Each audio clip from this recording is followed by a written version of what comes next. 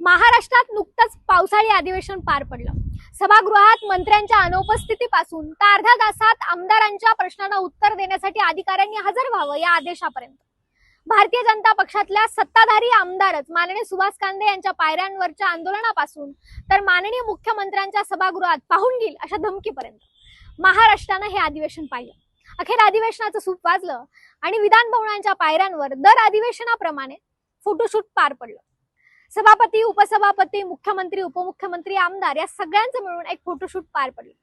फडणवीस साहेब त्याच फोटोशूटचा एक फोटो मी तुम्हाला पाठवणार। भर सभागृहात जनतेला पाहून गेल अशी धमकी आपण दिली। फडणवीस साहेब जमलंच तर तो फोटो एकदा पाहून घ्या, कारण त्या फोटोमध्ये महाराष्ट्रात विरोधी पक्ष नेता नाही हे तुम्हाला कळेल। फडणवीस साहेब हा खऱ्या अर्थानं महाराष्ट्राचा अपमान आहे। 12 डिसेंबर 1991 ला महाराष्ट्रात विरोधी पक्ष नेते पदाची जबाबदारी माननीय गोपीनाथराव मुंडे साहेबांनी स्वीकारली। मी चुकत नसेल तर तेव्हा भारतीय जनता पक्षाचे आमदार फक्त आणि फक्त 42 एवढेच होते।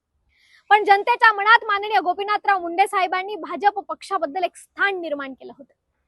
आज भाजपचे अपक्ष धरून 135 पेक्षा अधिक आमदार आहेत। फडणवीस साहेब मित्र पक्ष मिळून 200 पेक्षा अधिक आमदार आहेत, परंतु जनतेच्या मनात भारतीय जनता पक्षाबद्दल फक्त आणि फक्त तीव्र संताप आहे। पक्ष फोडला, चिन्ह फोडलं, सगळे आमदार फोडली। अहो फडणवीस साहेब, तरी सुद्धा उरलेल्या आमदारांमधनं एक विरोधी पक्ष नेता देण्याची हिंमत तुमच्यात नसेल तर भरलेल्या खुर्च्या मनानं पोकळ झाल्या आहेत। जमलंच फडणवीस साहेब तर त्या खुर्च्यांकडे, पोकळ झालेल्या मनांकडेही एकदा पाहून घ्या। विरोधी बाकावर राहून सुद्धा 42 जागा असून सुद्धा विरोधी बाकावर राहून सुद्धा फडणवीस साहेब गोपीनाथराव मुंडे साहेबांमध्ये जनतेच्या मनात पक्षाबद्दल आत्मीयता निर्माण करण्याची धमक होती।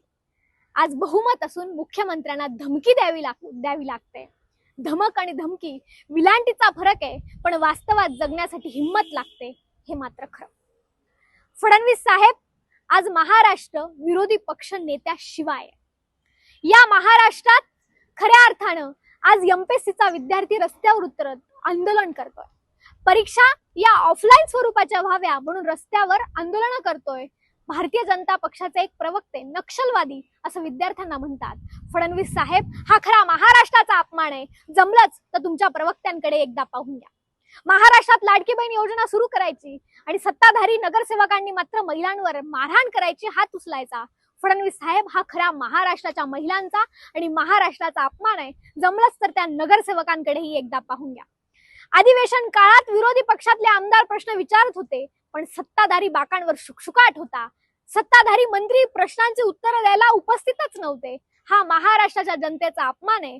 फडणवीस साहेब जमलंच तर तुमच्या मंत्र्यांकडे, सचिवांकडे, अधिकाऱ्यांकडेही एकदा पाहून घ्या। मराठवाड्यामध्ये शेतकऱ्याला बोगस बियाणं दिलं जातंय, शेतकऱ्याची फसवणूक केली जाते। हा खऱ्या अर्थानं महाराष्ट्राचा अपमान आहे। फडणवीस साहेब जमलंच तर शेतकऱ्याला बोगस बियाणं देणाऱ्या कंपन्यांकडेही एकदा पाहून घ्या। फडणवीस साहेब खरं तर तुमचे मित्र माननीय एकनाथ शिंदे साहेब लोकांनी निर्माण केलेल्या प्रॉपर्टीवर डाका टाकतात, चोऱ्या करतात। फडणवीस साहेब जनतेच्या मतांचा अपमान करतात। हा खऱ्या अर्थानं महाराष्ट्राचा अपमान आहे। जमलंच तर त्यांच्याकडेही एकदा पाहून घ्या। पक्ष चोरला जात होता, चिन्ह चोरली जात होती, आमदार चोरली जात होती, खासदार चोरली जातच होती। आता प्रभू रामाची दागिने सुद्धा चोरले जात आहेत। फडणवीस साहेब हा महाराष्ट्राचा नाही तर देशाचाही अपमान आहे, आणि तुमच्याच भाषेत सांगायचं तर हा धर्माचा अपमान। जमलंच तर त्यांच्याकडेही फडणवीस साहेब एकदा पाहून घ्या। असो, तुम्ही तरी कोणाकोणाकडे पाहाल म्हणा। या इतर सगळ्यांकडे पाहण्यापेक्षा सामान्य जनतेकडे पाहणं कदाचित तुम्हाला सोपं वाटलं असेल, म्हणून जनतेला मी पाहून घेईल अशी भर सभागृहात फडणवीस साहेब तुम्हाला धमकी देणं जास्त सोपं वाटलं असेल। फडणवीस साहेब एक काळ होता तेव्हा भारतीय जनता पक्षाचा शोर होता। आज भारतीय जनता पक्षात आणि आजूबाजूला फक्त चोर आहेत। फडणवीस साहेब जमलंच तर त्यांच्याकडेही एकदा पाहून घ्या। एकदा मुख्यमंत्री झाल्यानंतर पुन्हा विरोधी पक्ष नेता आपण झाला होतातच, तो इतिहास तुमचा आहेच। पुन्हा विरोधी पक्ष नेता व्हालच, पण त्याआधी आमच्या पक्षातलाही एखादा विरोधी पक्ष नेता केला तरी हरकत नाही। तुम्ही लवकर या महाराष्ट्राला विरोधी पक्ष नेता द्याल ही अपेक्षा। जय हिंद, जय महाराष्ट्र।